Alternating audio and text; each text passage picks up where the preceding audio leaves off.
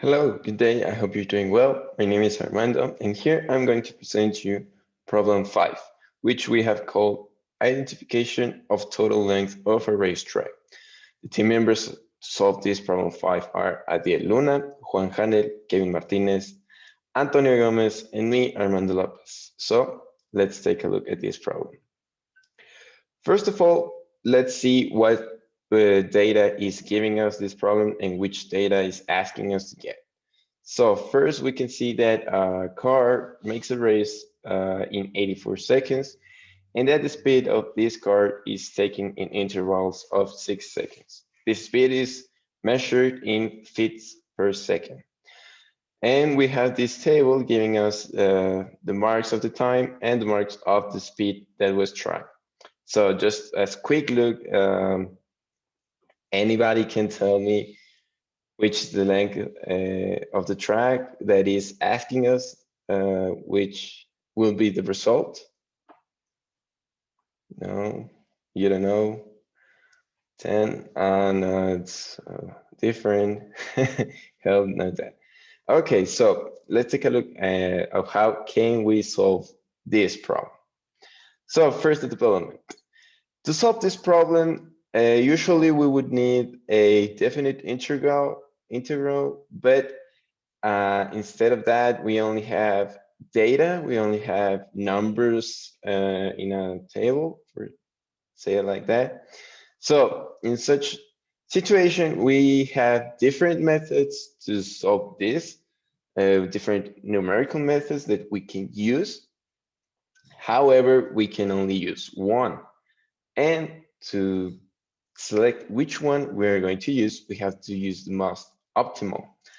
That means we have to use the one that is precise, that gives us a good result and in the less amount of work to us.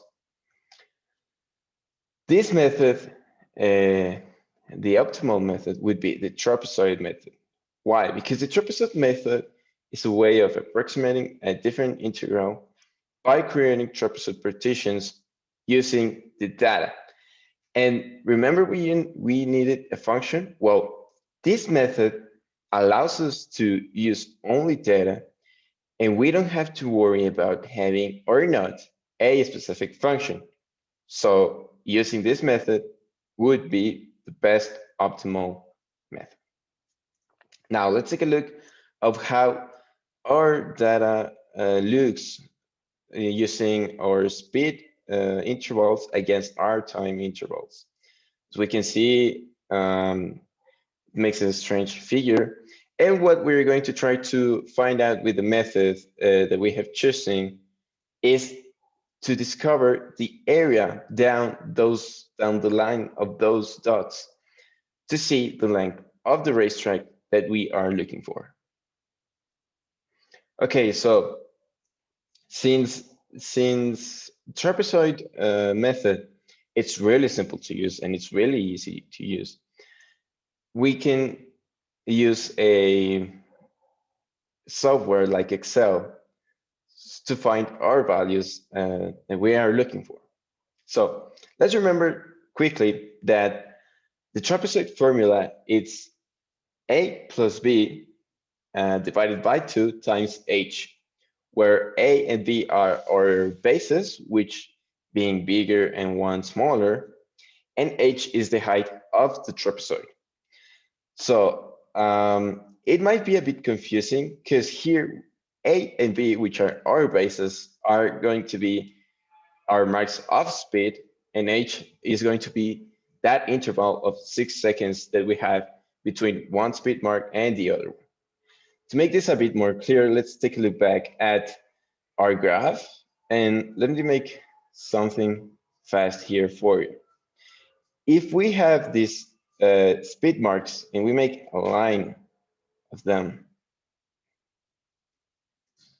down to the x-axis, and we precisely unite them by this x-axis, doesn't it look like a trapezoid?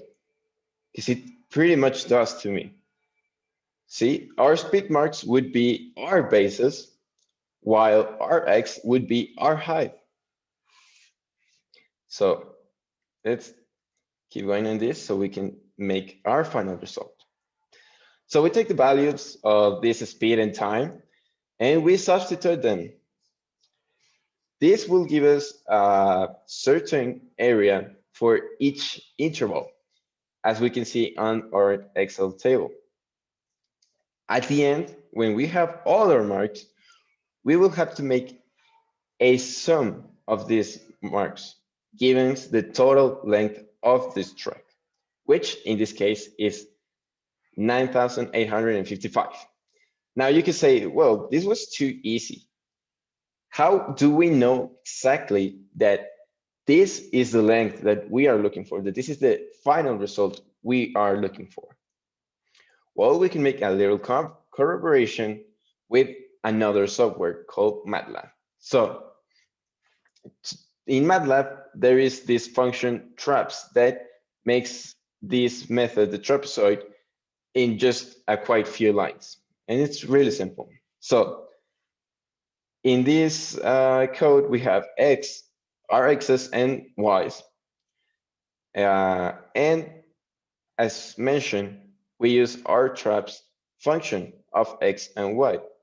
And the final result gives us 9,855, which is the final result we had from our previous slide. So in conclusion, we can state that the approximate length of the racetrack, based obviously on the data we have of speed and time that we work with, is 9,855 feet. Well, thanks for your attention. If there are any questions, feel free to leave them down in the comments. And well, that would be all.